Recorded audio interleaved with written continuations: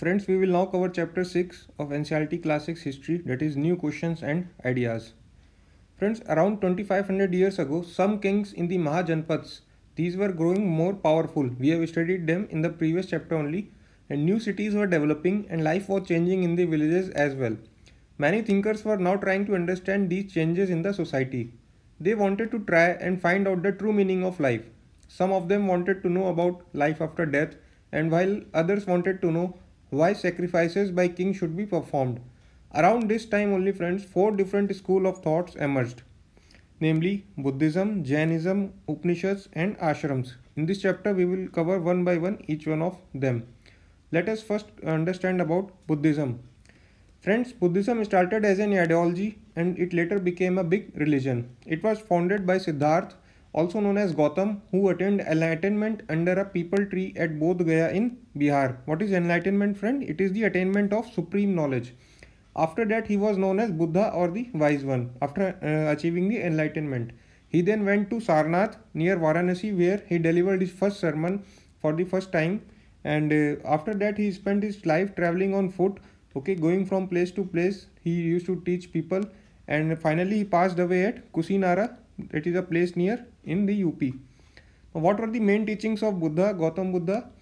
The Buddha taught that life is full of suffering and unhappiness. This is because we have cravings and desires which often cannot be fulfilled.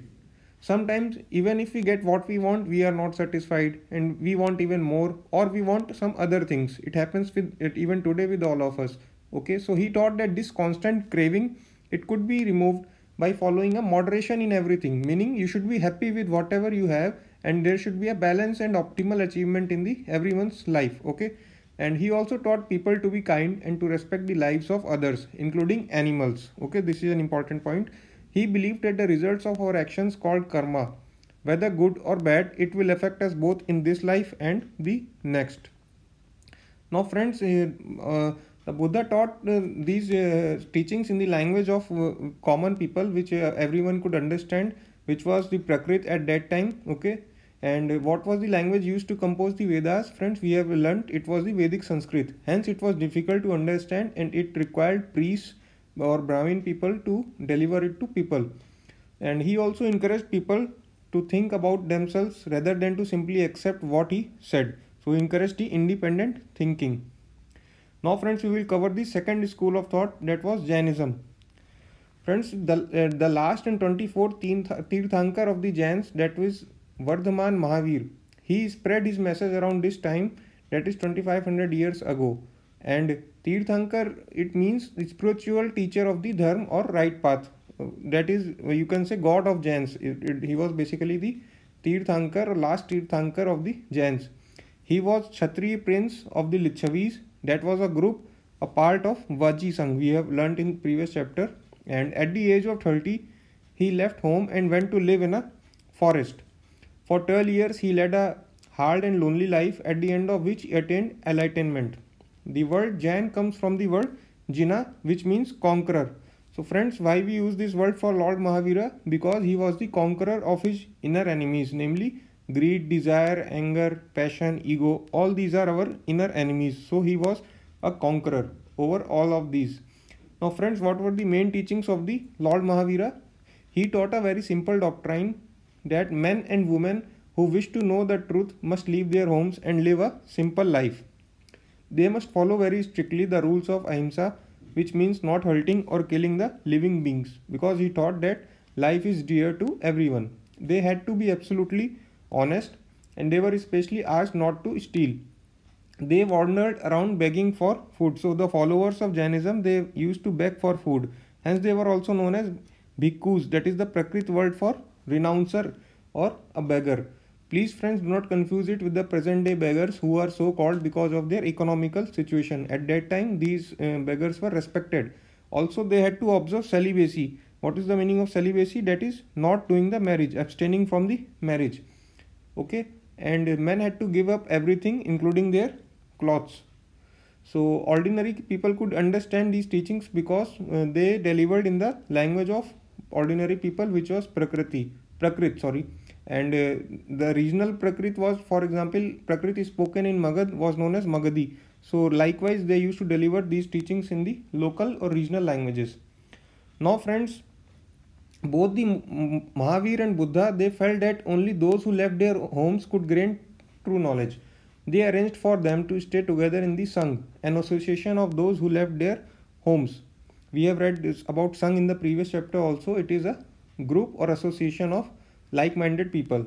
Okay, the rules made for the Buddhist Sangh, these are written down in a book called Vinay Pitak. Both men, women, children, even slaves could join the Sangh, but however, slaves for them, the permission of masters was required, hence, it was not easy for the slaves to join. Now, friends, men and women who joined the Sangh, they led simple lives and they meditated for most of the time. And in the starting time, they went to cities and villages to beg for food in return of teaching. However, as the time passed by, the permanent shelters were started to be made for monks and nuns, which were called vihars or monasteries. Most of the rich people or king or landlord, they donated the land for constructing the vihar with a proper prayer hall, dormitories, etc. The local people now came there with the basic gifts like food, medicine, etc. For the monks and nuns, in return they received their teachings. So notice the difference, friends. The Sangh was a name for association or community of followers, but Vihar is a place for living. Also, with the coming of Vihars, the followers now, they need not beg for food, but it was arranged by people. So more organized system of teaching and spreading the ideology was emerging now. Friends, based on our learning so far, I think you can solve this question very easily. Please pause the video and read the slide. Now we will cover the third school of thought, that is Upanishads. Friends, Upanishad means approaching and sitting near. Okay, and these Upanishad texts, these contain the conversations between teachers and students. So these are basically recorded ideas of thinkers and scholars as a part of later Vedic text. Okay, these are covered in the later Vedic text. Which was the first Vedic text we have read about? It was Rig Veda. Okay. Friends, most Upanishad thinkers were men, especially Brahmins and Rajas. Occasionally, there is a mention of women thinkers such as Gargi, who was famous for her learning and participated in debates held in royal courts. Okay. So, also, friends, poor people, if we know about poor people, they rarely took part in these discussions. However, there is one exception of Satyakam Jabala, whose mother was Jabli. She was a slave, and he was adopted as a student of a Brahmin teacher named Gautam, and he became one of the best known thinkers of the time. Many of the ideas of Upanishads were later developed by the famous thinker Shankaracharya. This we will cover in next chapter, next class 7 NCERT. Okay friends, so Upanishad thinkers wanted to know about life after death. Okay, what were the questions they wanted to answer? They wanted to know about life after death, or why sacrifices by the king should be performed.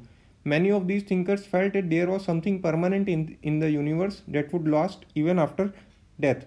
They called them Atma and Brahman. Atma was the individual soul, it was the name given for the individual soul, and Brahman was the universal soul. Okay, individual soul and universal soul. And they believed that ultimately both Atma and Brahman, these were one and united. Now friends, over the centuries, India's intellectual exploration of the truth, it has come to be represented by 6 systems of philosophy. They are known as Vaisheshika. It was basically founded by a priest named as Konad. Second school is Nyaya by Gautam, Samakhya by Kapila, Yoga by Patanjali, Purva Mimamsa by Jaimini, Vedanta or Uttara Mimamsa by Vyas. So you should remember these names. This can be asked in any exam. What are the 6 schools of Indian philosophy?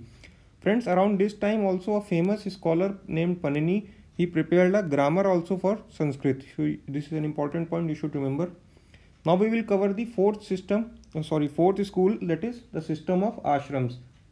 Around the time when Jainism and Buddhism were becoming popular, Brahmins developed a system of ashrams here. Here the word ashram does not mean a place where people live and meditate. However, but it is used for a stage of life. So 4 basic stages of ashram were recognized by the Brahmins. First was Brahmacharya, second Grihasth, then Vanprasth, and then Sannyas. So friends, what was the Brahmacharya? Basically, three varnas were considered in this system of ashram: Brahmin, Kshatriya, and Vaishya. These men were expected to lead simple lives and study the Vedas during the early years of their life. In the second stage of life, they had to marry and live as householders.